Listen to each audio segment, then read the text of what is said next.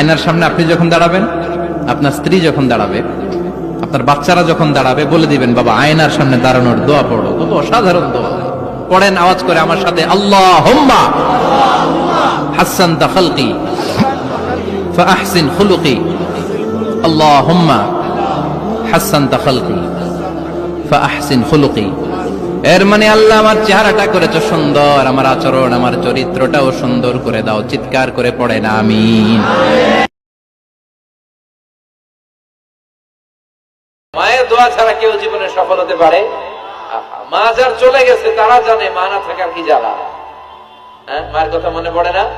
যখন রাত্রি নিঝুম এই চোখে ঘুম, একলা শূন্য ঘরে, তোমায় মনে পড়ে মাগো, তোমায় মনে পড়ে। ওমরে ফারুক এই আয়াত শুনে এত ভয় পেলেন, তিনি বিশ্বনবীর কাছে কোনো কথা নিয়ে আসলে ফিস ফিস করে বলতেন।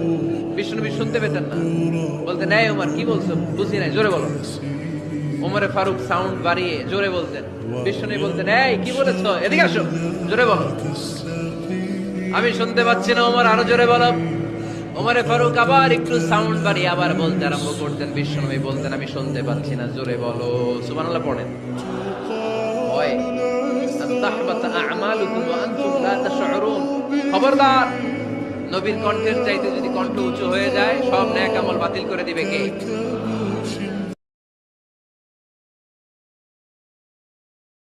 বিজ্ঞানীদের ধারণা, তারা ধারণা করে বলেছে পৃথিবীর প্রথম প্রাণীর নাম হচ্ছে অ্যামিবা। কি নাম? ওরা বলেছে এটা এককোষী জীব। It's a very small unicellular organism found ever in the world. পৃথিবীতে পাওয়া প্রথম এককোষী প্রাণীর নাম হচ্ছে অ্যামিবা। এটা এসেছে শৈবালের মতো, এরপরে জুপ্লাংটন, ফাইটোপ্লাংটন, ব্যাকটেরিও প্লাংটন, একটার পর একটা স্পিসিজ প্রজাতি পৃথিবীতে ডেভেলপ করেছে। কোন সুবহানাল্লাহ।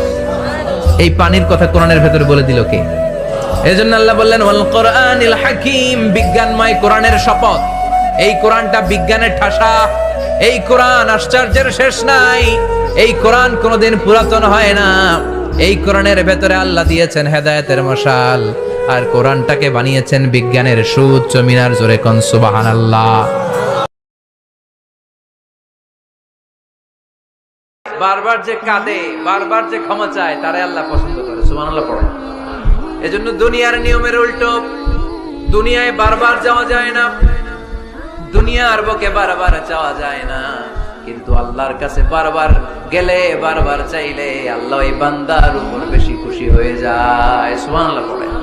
24/7, সব সময়, সপ্তাহের 7 দিন, দিনের 24 ঘন্টা, মাসের 30 দিন আপনারে ক্ষমা করার জন্য আল্লাহ বসে আছে, কিন্তু ক্ষমাটা চাওয়ার সময়টা আমাদের নাই। শেষ রাতে প্রথম আকাশে আল্লাহ মনোনিবেশ করে ডাকতে থাকেন আলামিন মুস্তাগফিরিন আগফির আলা। কার ক্ষমা লাগবে ক্ষমা চাও, ক্ষমা করে দেব। আলামিন মুস্তারজিকিন আরজুকালা, কার রিজিকের দরকার রিজিক দিয়ে দেব। আলামিন মুস্তাকসিন আকসুলা, কার নতুন ড্রেস দরকার I will give you the new dress, তোমার নতুন জামা দিয়ে দেব। কার চাকরি দরকার, চাকরি চাও, চাকরি দিয়ে দেব। 3 শ্রেণীর লোক কিয়ামতের দিন তারা ছাড় পাবে না। আল্লাহ বলেন আমি নিজেই তাদের বিরুদ্ধে মামলা দায়ের করব। এর মধ্যে এক শ্রেণীর লোক হচ্ছে একজন শ্রমিক ভাড়া করে তার কাছ থেকে কাজ নিয়েছে, কিন্তু তার পারিশ্রমিক আদায় করে নাই। এরকম ডাকাইত আছে না নাই? কিয়ামতের দিন আল্লাহ তোর এই মাস্তানি ছুটাবে, চিল্লা এখন ঠিক কিনা? সত্যের যে শক্তি আছে, মিথ্যা তার সামনে মুখ থুবড়ে পড়ে। আপনি দাঁড়ান, আপনি জিজ্ঞেস করেন এরকম করতেছো কেন, কিস করতেছো কেন? আপনি ওখানে জনমত করবেন, আপনি দাঁড়ালে আরো 10 জন দাঁড়াবে, ঠিক কিনা? দাঁড়াতে আপনাকে হবে, সাহস করে দাঁড়াতে হবে। সালাত কায়েমের আন্দোলন যারা করে, সৎ কাজের আদেশ যারা দেয়, মন্দ কাজ থেকে নিষেধ যারা করে, তাদের জীবনে পরীক্ষা আছে না নাই? এজন্য সাইয়েদনা লোকমান বললেন বাবা, যেই নসিহত তোমাকে দিচ্ছি এটা পালন করলে বিপদ আসবে, কিন্তু ঘাবড়ে যেও না, আতঙ্কিত হয়েও না। ওয়াসবির আলা মা আসাবাক, বিপদে ধৈর্য ধরো, ধৈর্য ধারণ করতে হবে। সবর, সবর নিয়ে কোথায় যেন আলোচনা করেছিলাম যে সবর এটা এমন একটা গাছ যে গাছের চারদিকে থাকে কাঁটা, কিন্তু ফলটা বড় মিষ্টি।